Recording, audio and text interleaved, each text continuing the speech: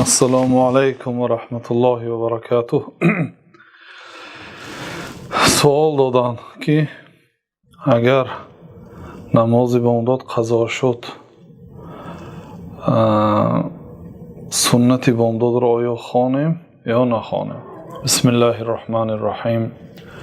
الحمد لله و الصلاة و السلام علی رسول الله و علی آله و اصحابه و من والاه. اما بعد، قضا کردن نماز یکی از کبیرترین گناه ها هست. حتی ابن القیم رحمت الله علیه میگویند که قضا کردن یک نماز بزرگتر است از قتل انسان، برای آنکه قتل انسان یک عمل است که عمل حرام است، لیکن عمل کفر نیست.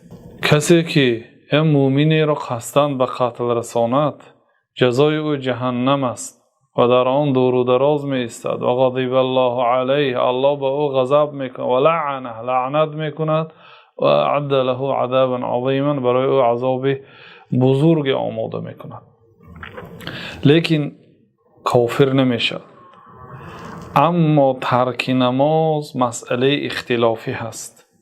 قسمی از علما مانند امام احمد، امام بخاری، از متقدمین، کسی که نماز نمیخواند و تارک صلات را کافر میدانند.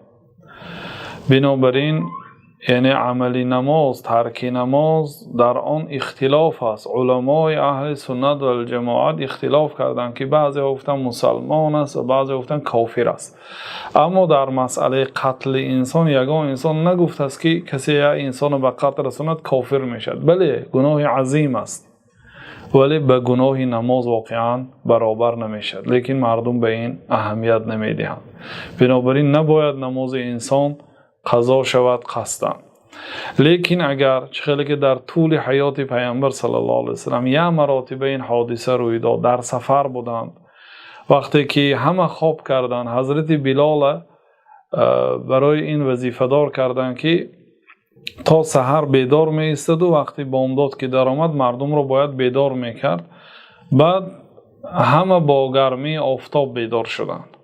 بعد جناب رسول الله صلی الله علیه وسلم حضرت بلال را پرسیدند که چیکار کردی؟ گفت یا رسول الله، آن چیزی که شما را گرفت ما را هم گرفت، یعنی خواب مرا غلبه کرد. گفت یعنی اینجا قصداً نبود. بعد پیامبر صلی الله علیه وسلم خستند، طهارت کردند، 2 رکعت سنت خواندند و با مردم 2 رکعت فرض خواندند.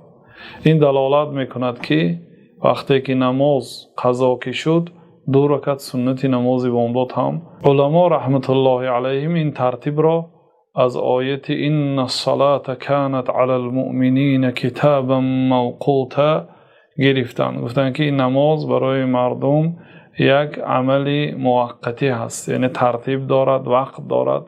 بنابراین اول سنت خوانده می شود، سپس فرض. والله تعالی اعلم.